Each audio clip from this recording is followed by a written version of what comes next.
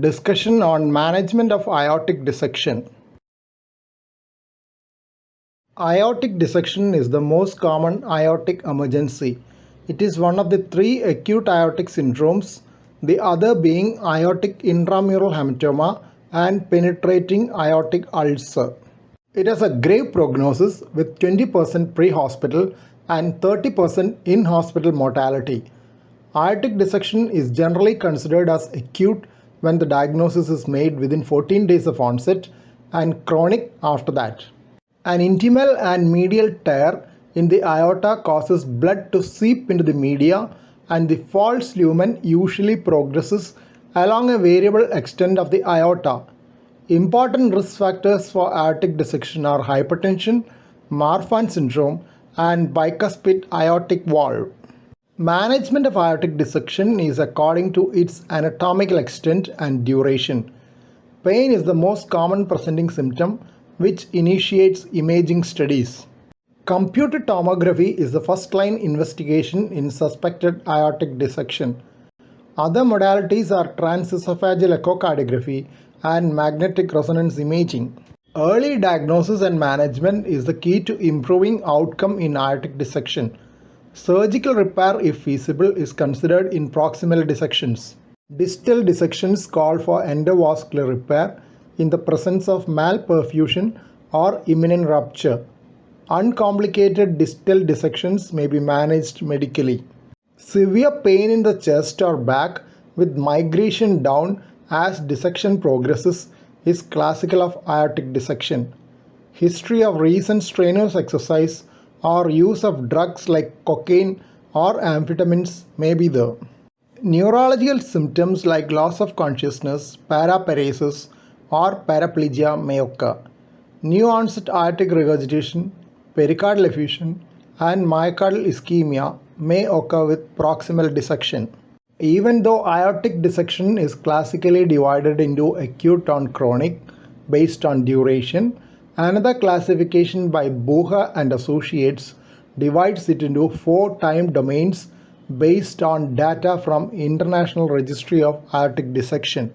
From symptom onset to 24 hours, it was named hyperacute, acute between 2 to 7 days, subacute between 8 to 30 days, and chronic if it is more than 30 days. Traditional anatomical classifications are DeBakey classification and Stanford classification. In DeBakey category 1, dissection tear in ascending aorta propagates distally to include at least the aortic arch and typically the descending aorta.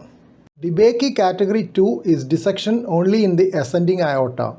Category 3 is dissection tear in the descending aorta propagating most often distally. It is subdivided into category 3A, in which it is confined to descending thoracic aorta, and 3B, in which the tear extends below the diaphragm.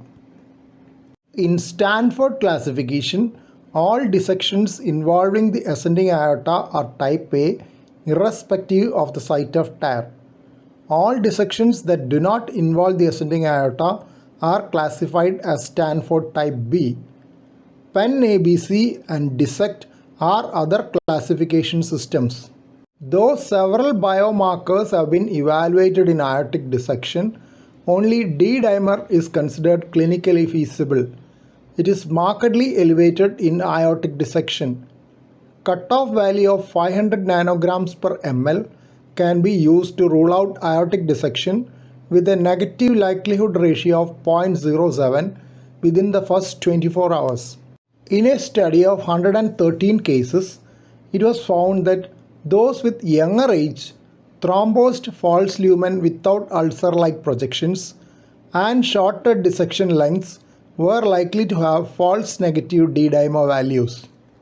Initial management of acute aortic dissection is to control blood pressure and reduce dP by dt, which is linked to the ventricular ejectile force, to reduce propagation of dissection.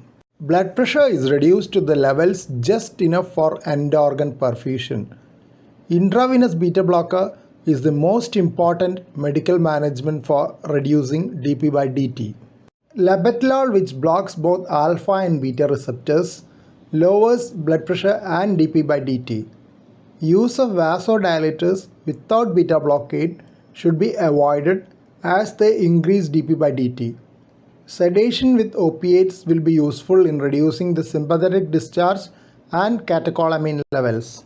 Mortality of type A dissection has been reported as 26% in those managed surgically and 58% in those not receiving surgery, typically because of advanced age and comorbidity. Type B dissection had mortality of 10.7% on medical management. In those 20% of type B dissection patients who underwent surgery, mortality was 31.4%. Prompt surgical treatment aims to remove the entry into the false lumen and reconstitute the true lumen with a synthetic graft with or without reimplantation of coronary arteries. Resuspension of native aortic valve is preferred to replacement for associated aortic regurgitation. Endovascular repair is considered for descending thoracic aortic dissection. Open surgical repair requires single lung ventilation, left heart bypass, profound hypothermia, and cerebrospinal fluid drainage. Hence, endovascular repair has a class 1 indication in type B dissection. For type A dissection, though endovascular repair is technically feasible in some cases, surgical repair is the standard option.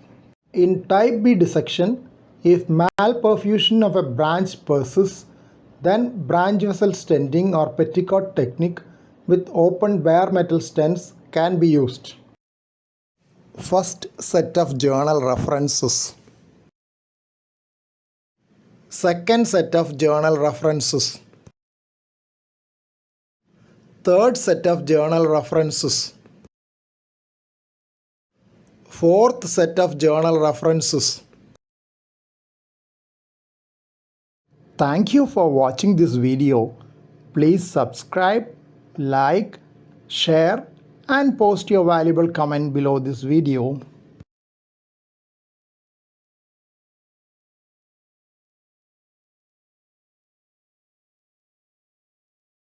Kindly press the bell icon after that for getting all updates.